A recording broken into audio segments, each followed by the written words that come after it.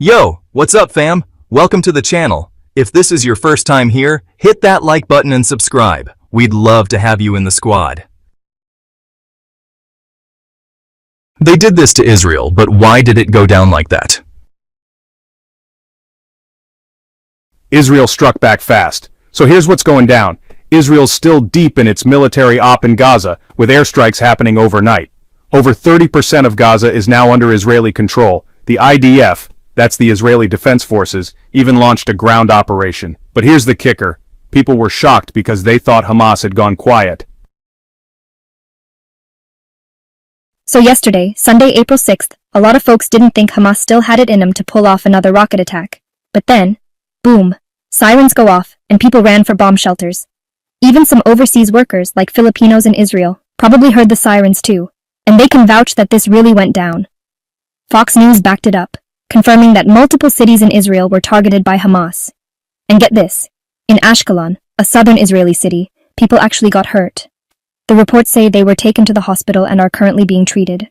Both Hamas and Israel confirmed the attack. Hamas claimed it was retaliation for non-stop Israeli airstrikes inside Gaza. But the big question is, what about the other rockets? Well, Israel's military said they successfully intercepted 10 rockets launched by Hamas. Channel 12 also said the rocket attack caused damage in several areas. One rocket even landed near Jewish-owned property. And yeah, some people got injured by shrapnel. A Jewish-owned car was straight up destroyed. Some of the rockets didn't even make it into Israeli airspace.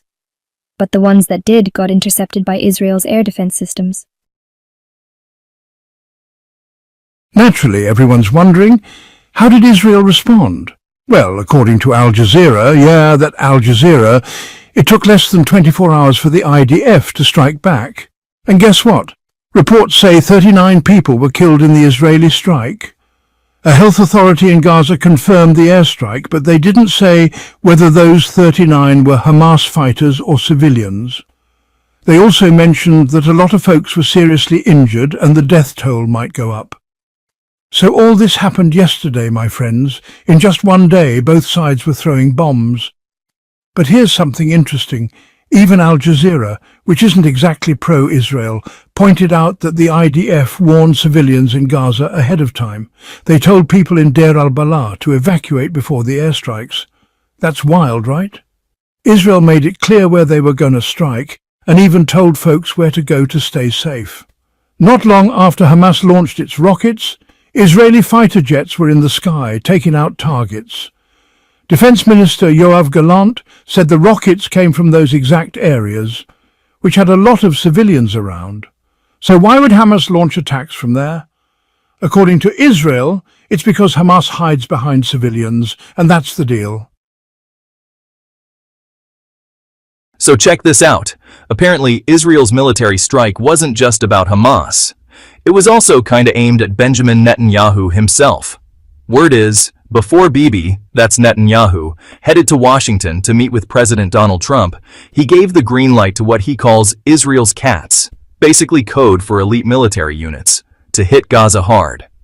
According to the IDF's report, sources say the Israeli Air Force took out several Hamas rocket launch sites. Boom, gone. Now here's where it gets even more serious. Netanyahu has reportedly told Israel's cats to keep pushing their ops in Gaza until Hamas is totally wiped out. Like, no halfway moves, all in. And yeah, Israel's planning to send in more troops to back up the ones already on the ground. Reinforcements are on the way. Thanks a ton for watching. Don't forget to like, subscribe, and hit that notification bell so you don't miss any updates. Here at X News, we're all about keeping it real and bringing you the latest unbiased news. See you in the next video. Take care,